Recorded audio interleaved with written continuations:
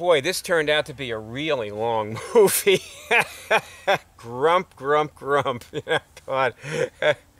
Well, you know, somebody who's looking at me lamenting over getting myself roped into making such a long movie. I got a lot of stuff to do today, okay?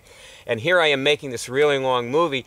And if somebody saw me being impatient like this, and they might say, well, hey, you're not in the calm, clear place. You know, you're not serene. And they'd be right.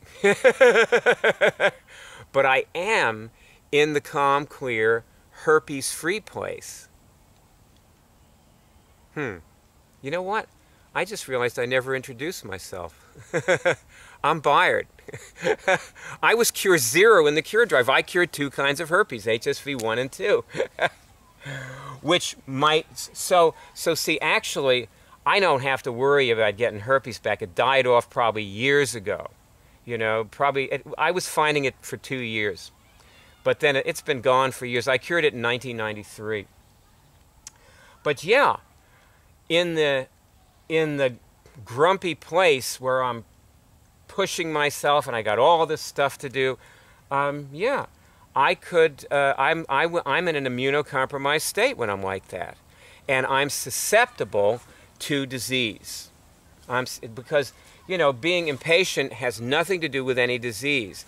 But something that does have to do with a disease can start up when I'm compromised like that. When my immune system, let's say my emotional immune system, is generally down. So, this calm, clear place becomes really important, like being there all the time, being committed to it. And, you know, as you can probably see, I ain't that grumpy. And I'm also herpes-free, which might lead somebody to say, well, that I have no business holding forth about curing heart disease. And they'd be right about that, you know. I just happen to be the volunteer who inherited the job, you see. God sends the work down the chute, and here I am making the movie. You should be teaching how to cure heart disease. And when you get going with this, you can, you know. You just sit down, you know, plop yourself down like I did with a video camera, upload your video to YouTube, and I'll link it to the heart disease page, you know. We can take mine down. Mine is a placeholder, let's put it that way. You know, because, yeah, you're the one with the heart disease. You're the one that should be teaching people how to cure it, not me. I never had it, you know. So whatever I do is never going to be as good as what you can do when you start curing it. I mean, you can really change the world. And you know what? That is what this book is about, or at least a third of it. Like this little chapter here is about swatting pesky friends. It says, at various times throughout the day we get angry and reactive with the people around us and see and treat them as opponents. And then it goes on to say, you know, that, I mean, you probably know what it's going to say from there. You're not getting the signal that you're okay. And that's where you have to be.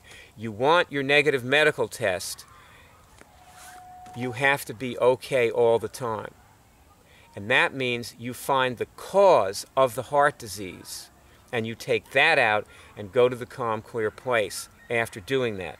Because as long as those causes of the heart disease are in place, you will never be in any kind of what you might call, you know, the relevant state of the calm, clear place, even if you take out tons of other things. And if you don't take out the tons of other things that aren't relevant to the heart disease, you will probably not take out the heart disease. There will be something in there you just never discover, you know? And even if you test negative medically, it's not gone. That's what you have to know. So, now look, what you're going to learn here is weird. Like when you listen to the Cure shows, okay? Like the first guy I was listening to, the first Cure show today, he knew, not just experienced or thought, but he knew that his heart disease was based in a past life trauma. And in the Cure Show, he removes the past life trauma. That's what you hear. That, and I know for darn well that that was not the only cause. Okay, that I know. But this is just weird to most people. So what you're going to have to do is get the signal. And you know what? After you get the signal, when you are in the serene place, and maybe you've already been doing that the whole time you've been watching me, and so you know, it's just not as weird anymore. It's just not as weird anymore. See, one thing I'm trying to say to you here, the one reason I mentioned, I forget his name, Michael or something, I think it was, but the first Cure Show right now that's on the page, he may be the only Cure Show where anybody talks about a past life trauma in the heart disease area, even if by now, when you're watching this movie, there are, 20 Cure Shows about heart disease. And it is because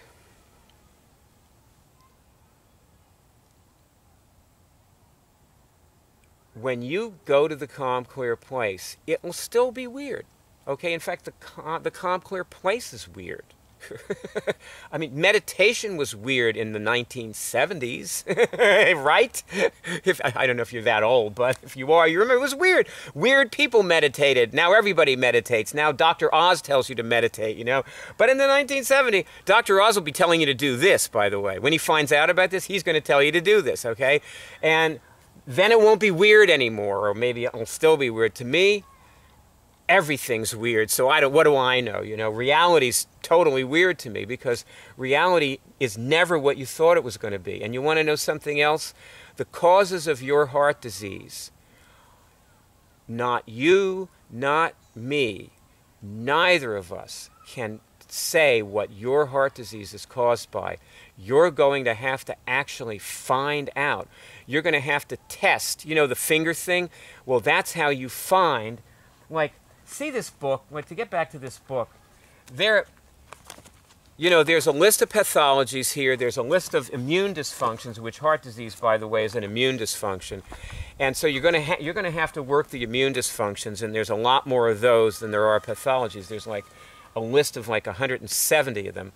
And you're going to have to take them all out and actually deal with them, because immune dysfunctions are things you realize you've been doing a lot of things that are causing them, One of them is addiction. You got to stop the addiction, the addictive behaviors and so on, which becomes easy when you take out the addiction. And when you take out the addiction, it's not the finger movement that's the signal. It's the calm, clear place that is the signal. That when you feel that serenity, you know you don't need to drink anymore. Or at least not in a way that damages your heart. And you may even test that no amount of drinking would damage your heart if you remove some other factor.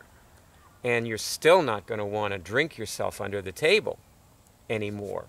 You're just not going to want to do it, Speaking as someone who did that over and over and over again and hasn't done it for a very long time, I can tell you that when you go to the calm, clear place, you do not want to drink yourself under the table or generally harm yourself with substances. You can truly control what you eat, what you do to yourself, how you care about yourself. All of these things are under your control.